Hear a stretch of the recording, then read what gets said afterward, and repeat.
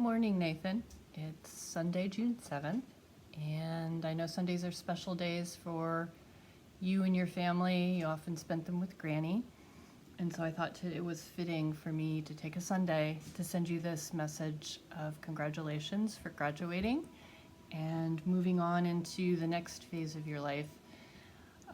Granny often told me about going over to your house and finding you studying.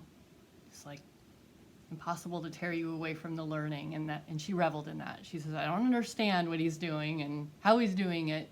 It's all so new, but she just loved how much you love to learn. And I know your future is full of innovations and solutions to problems. And as you create much needed change in the world,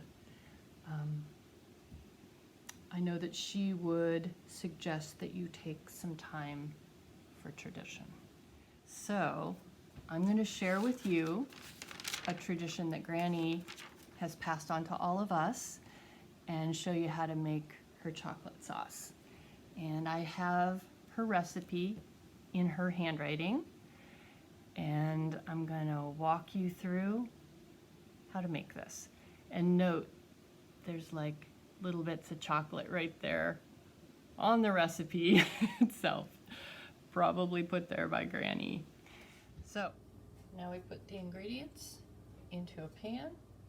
There's 1 cup of cocoa, 2 cups of sugar, 1/4 cup of corn syrup, which is very thick. Whoops.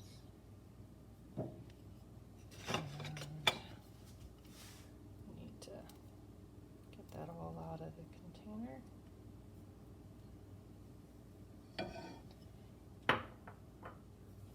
1 cup of milk, 1/8 of a teaspoon of salt, and then the last 2 ingredients are 2 tablespoons of butter, 1 teaspoon of vanilla. I'm going to mix those together and save that for later after the other ingredients have started to boil.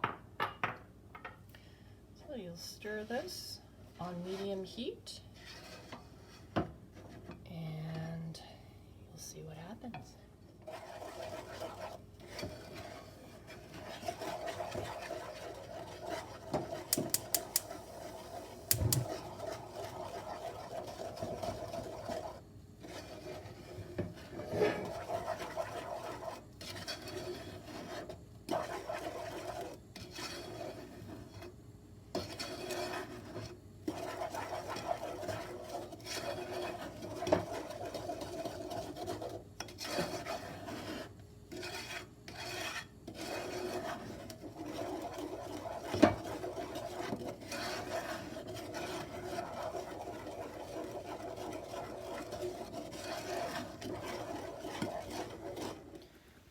Okay, Nathan, after about 10 minutes on low, this is beginning to bubble, and what we're looking for is for it to bubble all around the outside edge and then bubble itself into the middle.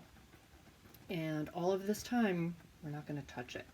We're just going to let it work its magic, and it's going to be a different amount of time to do that with each batch. Okay, you can see that this is boiling, kind of coming in a little bit onto itself, and I'm going to try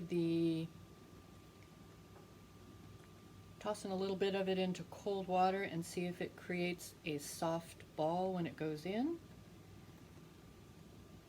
If I have enough of it. Oh, not quite enough on the spoon. Try it again. There we go. Aha, there we go. Soft ball, kind of held together.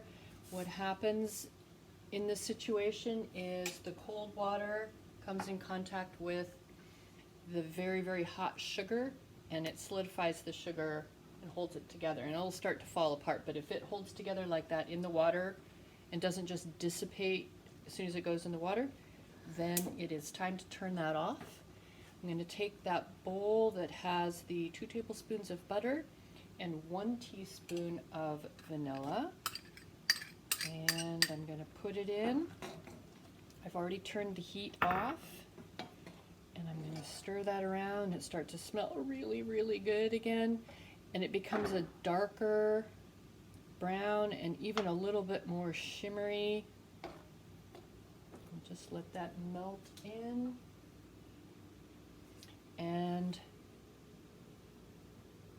that'll just take a few more moments to completely melt, and it makes the whole thing a lot more creamy